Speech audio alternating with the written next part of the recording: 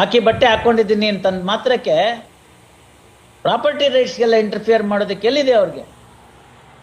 ಅಂತ ಪೊಲೀಸ್ನವ್ರು ಯಾರು ಇದ್ರೆ ಕರ್ಕೊಂಬನ್ನಿ ನಮ್ಮ ಕೋರ್ಟ್ ಮುಂದೆ. ಅವ್ರದ್ದು ವರದಿ ಬಿಚ್ಚಿಸ್ಬಿಟ್ಟು ಇರುತ್ತಲ್ಲ ಅವ್ರದ್ದು ಬಟ್ಟೆ ಭುಜಕೀರ್ತಿಗಳು ಟಾರು ಗೀರು ಎಲ್ಲ ಅದೆಲ್ಲ ಕಿತ್ತಾಕಿಸ್ಬಿಟ್ಟು ಶರಣಾಗತಿ ಹೊಂದಿಸಿ ಅವನೇ ಪ್ರಾಪರ್ಟಿನಲ್ಲಿ ನೀವು ಹೋಗ್ಬಿಟ್ಟು ಫೋರ್ಸಿಬಲ್ ಆಗಿ ಕೂತ್ಕೊಂಡ್ಬಿಟ್ಟು ಪೊಲೀಸ್ ಸ್ಟೇಷನ್ ಹೋಗಿ ಸೆಟಲ್ ಮಾಡೋದು.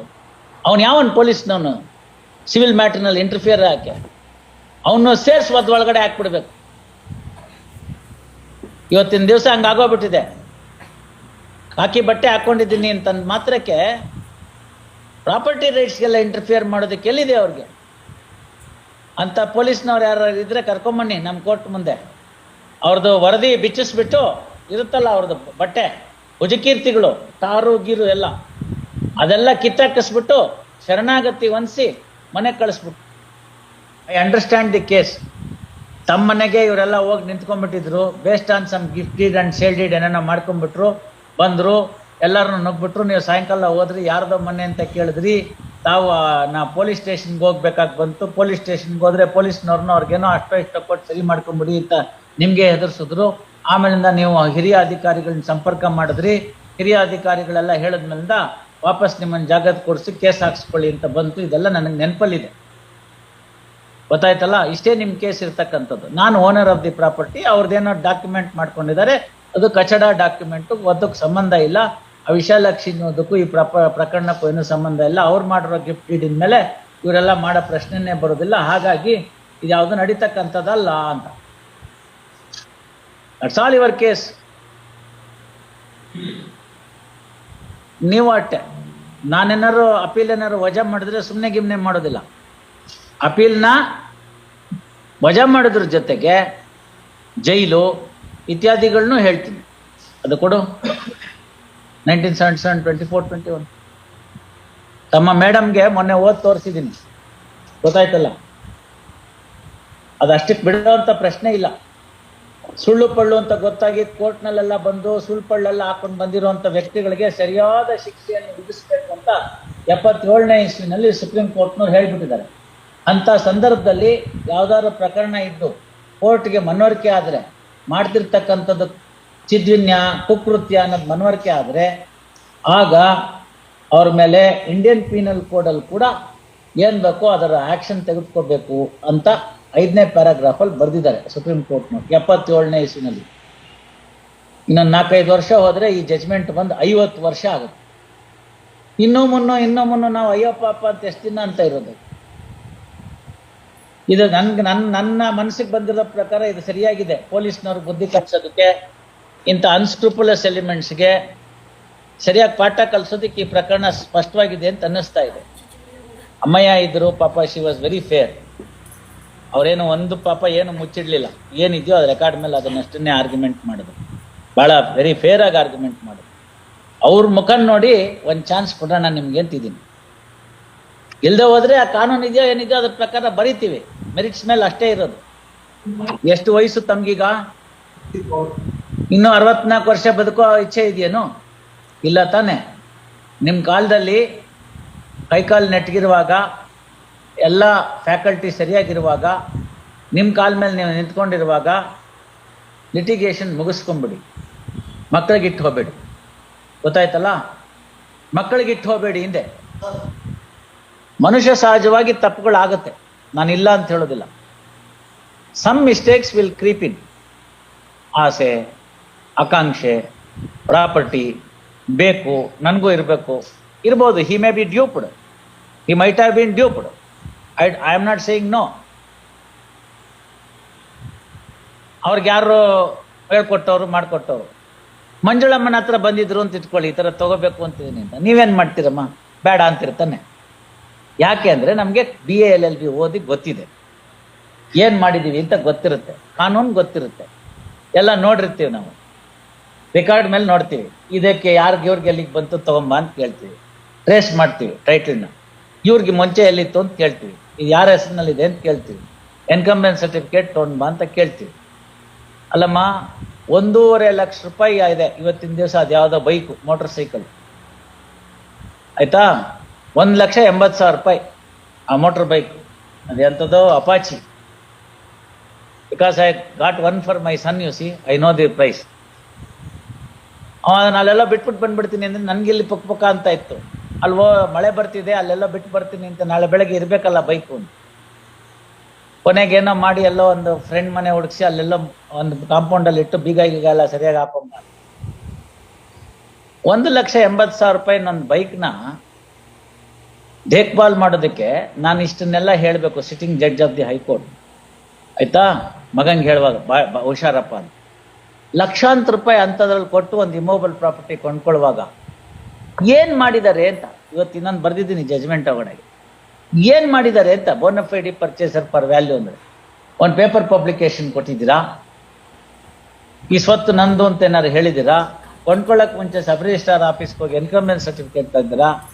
What are the title deeds ಅಂತ ಹೇಳ್ಬೇಕು. ಇವ್ರ ಸೇಲ್ ಡೀಡ್ ಅಲ್ಲಿ ಕೇಳಿ, where are the title deeds, previous title deeds?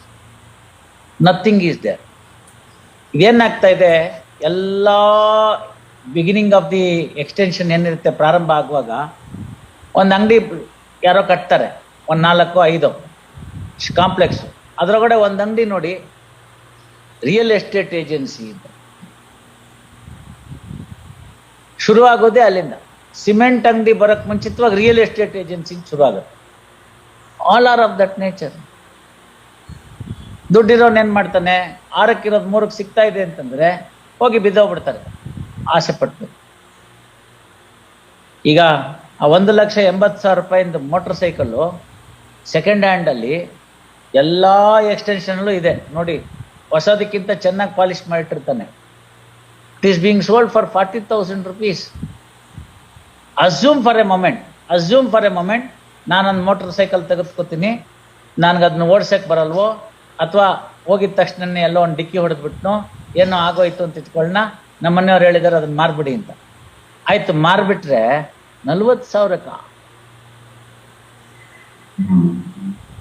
ನೀವು ಅದ್ರ ಡಾಕ್ಯುಮೆಂಟು ಚಾಸಿಸ್ ನಂಬರ್ ಎಲ್ಲ ಕೇಳಿ. ಹಂಗೆಲ್ಲ ಇದ್ರೆ ನಮ್ಮ ಹತ್ರ ತಗೊಳ್ಳೇಬೇಡ, ವ್ಯಾಪಾರ ಹೋಗು ಅಂತ ಹೇಳ್ತಾರೆ. 4 ಜನ ಬಂದು ನಿಂತ್ಕೊಂಡ್ಬಿಟ್ಟು ಅಲ್ಲಿಗೇನಾಯ್ತದು, ಕದ್ದಿದ್ ಮಾಲು. ಎಲ್ಲೋ ಕದ್ಕೊಂಬಂದು ತಗೊಂಬಂದು ಇಲ್ಲಿ ಮಾರ್ತಾನೆ, ಒಂದು rocket. So one should be careful, especially immovable property ತಗೊಳ್ಳುವಾಗ. ಲಾಯರ್ ಹತ್ರ ಬರಬೇಕು, ಕೇಳಬೇಕು, ಡಾಕ್ಯುಮೆಂಟ್ಸ್ ತೋರಿಸ್ಬೇಕು, ಏನಿದೋ ರೆಕಾರ್ಡ್ ತೋರಿಸ್ಬೇಕು, ಇದೆಲ್ಲ ಹೌದು ಅಂತ ಕೇಳಬೇಕು. ತಮ್ಮ ಹತ್ರಕ್ಕೆ ಬಂದಿದ್ರೆ ತಾವು ಹೇಳ್ತಿದ್ರಿ ಇದೆಲ್ಲ ತಗೊಂಬಪ್ಪ ಅಂತ, ಗೊತ್ತಾಗೋದಿಲ್ಲ. ಲಾಯರ್ಗೆ ಫೀಸ್ ಕೊಡ್ಬೇಕು. ಅಲ್ಲಿ ಹೋಗೋದು ಅವನ ಹತ್ರ, ಅವನೆಲ್ಲ ಮಾಡಿಸ್ಕೊಟ್ಬಿಡ್ತೀನಿ, ಪ್ಯಾಕೇಜ್ ಡೀಲು. ಇವನೇ ಪಾರ್ಟಿ ಮಾರೋನು, ನಂದೇ ರಿಜಿಸ್ಟ್ರೇಷನ್ ಖರ್ಚು, ಒಟ್ಟು ಇಷ್ಟಾಗತ್ತೆ ಕೊಟ್ಬಿಡು ಅಂತ ಅವ್ನು ಕೊಟ್ಬಿಡ್ತಾನೆ ತಗೊಂಡೋಗಿ. ಅಲ್ಲಿ ಪೊಸಿಷನ್ಗೆ ಹೋಗಿ ಗುಂಡಗಳನ್ನ ಹಾಕಿ ಕೂಡಿಸ್ಬಿಟ್ಟು ಕೊಟ್ಬಿಟ್ರೆ ನಾಳೆ ಬೆಳಗ್ಗೆ ಆದ್ರೆ ಏನ್ ಮಾಡ್ಬೇಕಮ್ಮ? ಇವರೊಬ್ಬರದೇ ಅಲ್ಲ, ತುಂಬಾ ಜನ ನಮ್ಮ ಇವತ್ತಿನ ಬೆಂಗಳೂರಿನ ಪರಿಸ್ಥಿತಿ ಹಂಗಿದೆ. ಪ್ರಾಪರ್ಟಿ ಯಾಕಾರೋ ಇದೆಯೋ ಅವ್ರ ಹೆಸರಿನಲ್ಲಿ ನಿಂತಿದೆ. ಇಲ್ಲೇ ಸಂಪಂಗಿ ರಾಮ್ ನಗರದಲ್ಲಿ ತಂದೆ ತಾಯಿ ಇಬ್ರು, ನಾನು ಲಾಯರ್ ಆಗಿದ್ದಾಗ ಕಂಪ್ಲೇಂಟ್ ಕೊಡಿಸಿದ್ದೆ ಕಮಿಷನರ್ಗೆ, ರಿಟರ್ನ್ ಕಂಪ್ಲೇಂಟ್ ಕೊಡಿಸಿದ್ದೆ. ನನ್ನ ಜೀವಕ್ಕೆ ಭಯ ಇದೆ, ಬೇರೆ ಯಾರು ಅಲ್ಲ, ಮಕ್ಕಳಿಂದ ಅಂತ ನೇರವಾಗಿ ಕೊಡಿಸಿದ್ದೆ. ಕಾರಣ ಆಯ್ತು, ಎಲ್ಲ ಆಯ್ತು, ನಾನು ರಿಕ್ರೂಟ್ ಆಗ್ಬಿಟ್ಟೆ, ಹೋಗ್ಬಿಟ್ಟೆ. 2009 sometime 2009 I recruited in 2008. All these problems were sorted out in 2002-2003. For a period of 6-7 years nothing happened. ಆ ಇಬ್ರು ಗಂಡ ಹೆಂಡತಿಯರ ಪರಿಸ್ಥಿತಿ ಬೇಡ. ಒಂದೇ ಹೋಟ್ಲಲ್ಲಿ ದಿನ ಊಟಕ್ಕೆ ಹೋಗ್ತಿರ್ಲಿಲ್ಲ ಅವರು. ಯಾಕಪ್ಪ ಅಂತ ಕೇಳಿದೆ, ವೆಂಕಟಸ್ವಾಮಿ ಯಾಕೆ ಒಂದೇ ಹೋಟ್ಲಲ್ಲಿ ಊಟಕ್ಕೆ ಹೋಗಲ್ಲ ಅಂತ. ಸಾರ್, ಆ ಹೋಟ್ಲವ್ನ ಅಡ್ಜಸ್ಟ್ ಮಾಡ್ಕೊಂಡು ನಾಳೆ ವಿಷ ಹಾಕ್ಸ್ಬಿಟ್ರೆ ಏನ್ ಮಾಡೋದು? ಅಲ್ಲಿಂದ ಎಲ್ಲ ಮಾಡ್ಕೊಂಡು ಬೇರೆ ಬೇರೆ ಇಲ್ಲ, ಈ ಗಂಡ ಹೆಂಡತಿ ಇಬ್ರು ಒಟ್ಟೊಟ್ಟಿಗೆ ಊಟಕ್ಕೆ ಹೋಗೋದು.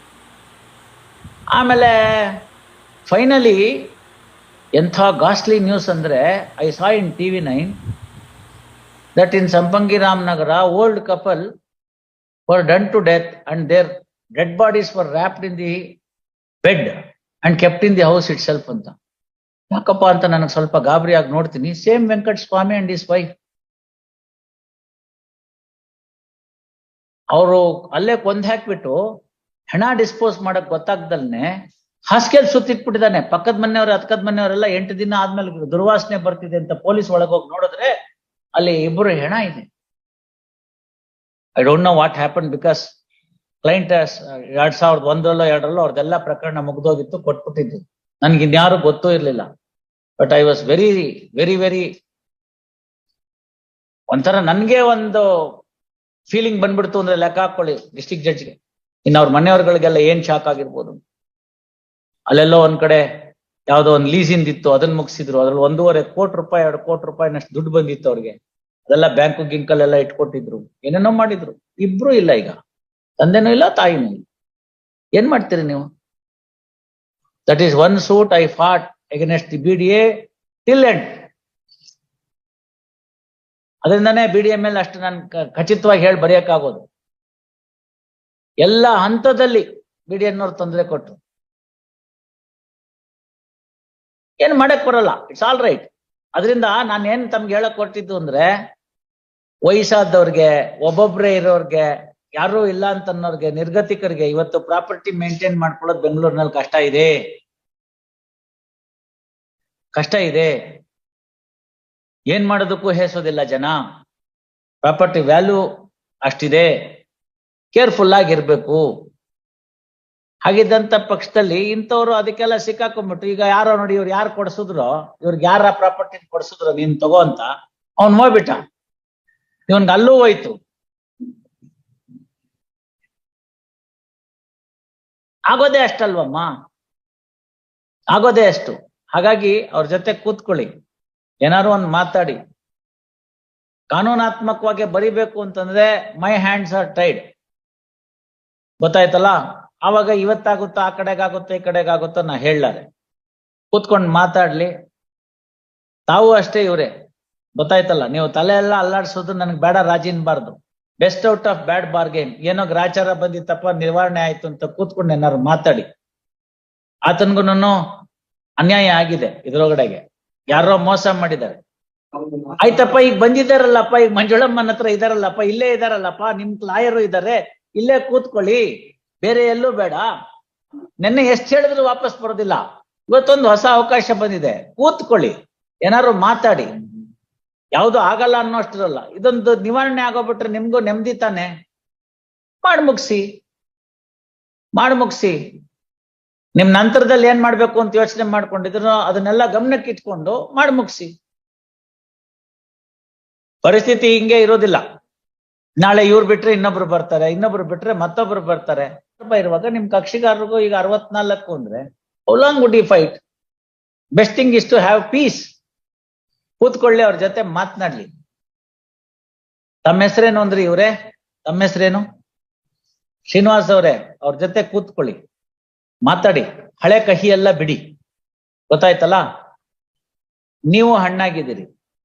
ಈ ಹೈಕೋರ್ಟ್, ಮತ್ತೊಂದು ಕೋರ್ಟ್ ಎಲ್ಲ ಕಿರಿಕಿರಿ, ಅಲ್ಲಿ ಅಲ್ಲೋ ಮೋಸ ಆಗಿದೆ.